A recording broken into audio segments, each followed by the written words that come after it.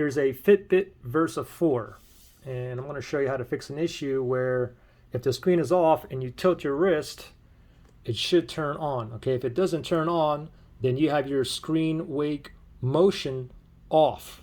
Okay, so then if you have it off, the only way to turn it on is if you tap the screen or you tap on the side button. So how do you turn the motion on to get the screen wake when you tilt your wrist?